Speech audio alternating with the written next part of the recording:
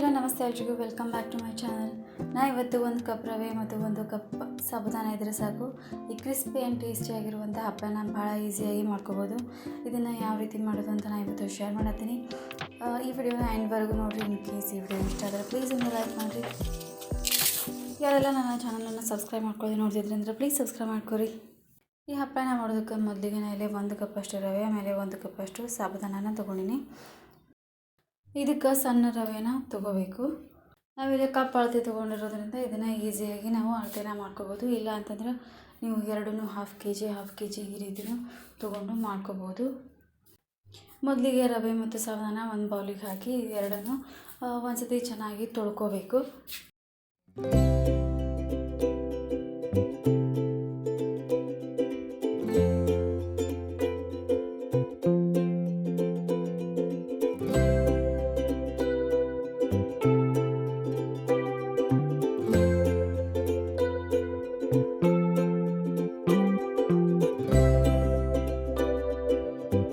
ಈಗ ತೊಳ್ಕೊಂಡಿರುವಂಥ ರವೆ ಮತ್ತು ಸಾಬುದಾನಕ್ಕೆ ಸ್ವಲ್ಪ ನೀರನ್ನ ಹಾಕಿ ಇದನ್ನು ಓವರ್ ನೈಟ್ ನೆನೆಯೋದಕ್ಕೆ ಬಿಡಬೇಕು.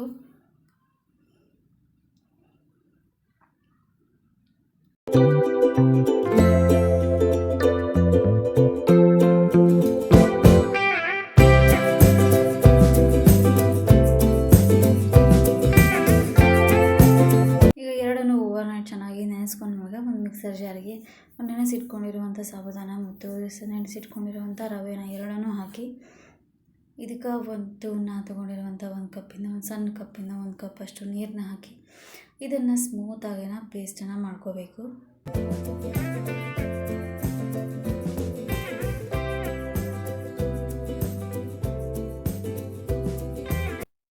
ಇದನ್ನು ಆದಷ್ಟು ಈ ರೀತಿ ಸ್ಮೂತಾಗಿನ ರುಬ್ಕೋಬೇಕು.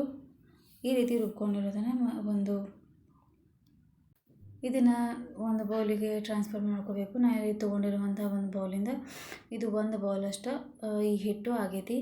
ಸೊ ಇದು ಎಷ್ಟು ಹಿಟ್ಟು ಐತಿ ಅದೇ ಸೇಮ್ ಮೆಜರ್ಮೆಂಟ್ ಒಳಗೆ ನಾವು ನೀರನ್ನ ತೊಗೋಬೇಕು. ನಾ ಇಲ್ಲಿ ಅದೇ ಸೇಮ್ ಮೆಜರ್ಮೆಂಟ್ ಒಳಗೆ ಅದಕ್ಕೆ ಬೌಲ್ ಒಳಗೆ ನಾ ಇಲ್ಲಿ 3ರಷ್ಟು ನೀರನ್ನು ಹಾಕೊಳತ್ತೀನಿ.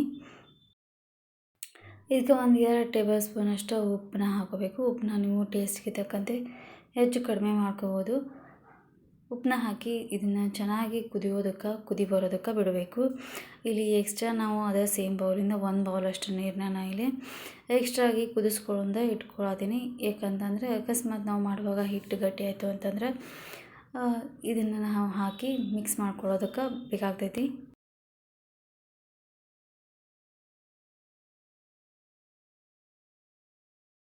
ಇವಾಗ ನೀರು ಚೆನ್ನಾಗಿ ಕುದಿ ಬಂದಮೇಲೆ ಇವಾಗ ನಾವು ರುಬ್ಬಿಟ್ಕೊಂಡಿರುವಂಥ ಹಿಟ್ಟನ್ನ ಹಾಕಿ ಇದನ್ನು ಒಂದು ಸತಿ ಈ ರೀತಿ ಚೆನ್ನಾಗಿ ಮಿಕ್ಸ್ ಮಾಡ್ಕೋಬೇಕು. ಇದಕ್ಕೆ ಆದಷ್ಟು ದಪ್ಪ ತಳ ಇರುವಂಥ ಪಾತ್ರೆನ ಬಳಸ್ಕೋಬೇಕು. ಇದರಿಂದ ತಳ ಹಿಡಿಯೋ ಚಾನ್ಸಸ್ಸು ಇರುವುದಿಲ್ಲ. ಇಲ್ಲಿ ಉಕ್ಕಿ ಹೋಗುವಾಗ ಬೀಳಬಾರ್ದಂತೇಳಿ ನಾ ಇಲ್ಲಿ ಅರ್ಧದಷ್ಟು ಹಿಟ್ಟನ್ನ ನಾ ಇಲ್ಲಿ ಬೇರೆ ಒಂದು ಪಾತ್ರೆಗೆ ಟ್ರಾನ್ಸ್ಫರ್ ಮಾಡಿ ಅದನ್ನು ನಾವು ಇಲ್ಲಿ ಕುದಿಯೋದಕ್ಕೆ ಇಟ್ಕೋಬೇಕು.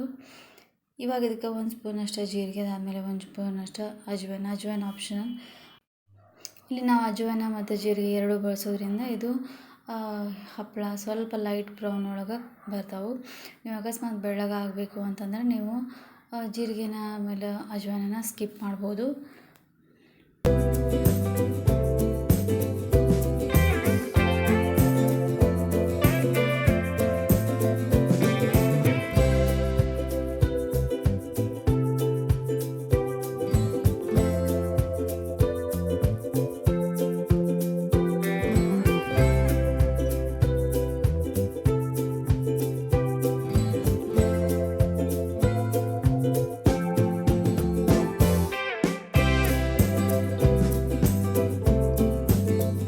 ಈ ರೀತಿ ಹಿಟ್ಟನ್ನ ಯಾವಾಗಲೂ ಚೆನ್ನಾಗಿ ಮಿಕ್ಸ್ ಮಾಡ್ತಾ ಇರಬೇಕು.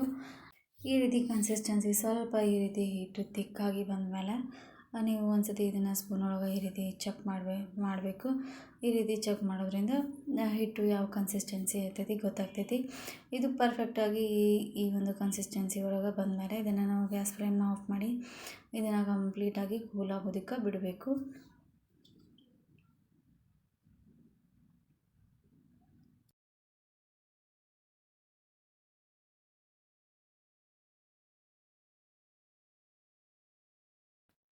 ಇದು ಕಂಪ್ಲೀಟಾಗಿ ಈ ರೀತಿ ಕೂಲ್ ಆದಮೇಲೆ ಇಷ್ಟು ಗಟ್ಟಿಯಾಗಿ ಬಂದಿರ್ತೈತಿ.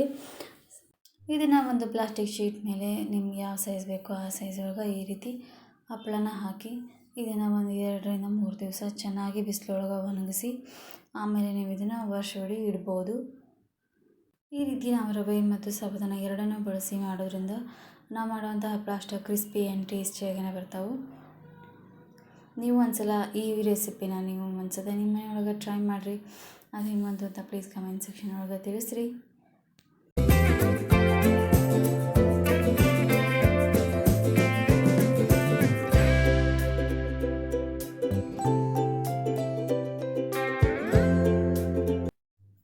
ಇಲ್ಲಿ 1 ಕಪ್ ರವೆ ಮತ್ತು 1 ಕಪ್ ಸಾಬೂದಾನದಿಂದ ಇಷ್ಟು ಹಪ್ಪಳ ರೆಡಿ ಆಗ್ಯಾವು.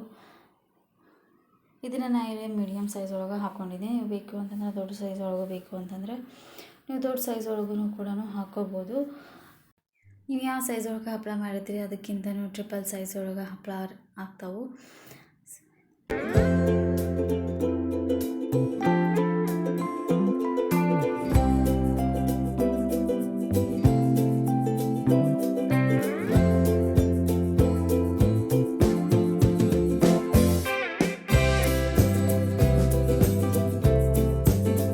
ಹೋಪ್ ಈ ಒಂದು ಈಸಿ ಆ್ಯಂಡ್ ಟೇಸ್ಟಿ ಸಿಂಪಲ್ ಆಗಿರುವಂಥ ಒಂದು ಹಪ್ಪಳ ರೆಸಿಪಿ ನಿಮಗೆಲ್ಲರಿಗೂ ಇಷ್ಟ ಆಗಿತ್ತು ಅಂತ ಅಂದ್ಕೊಳ್ತೀನಿ.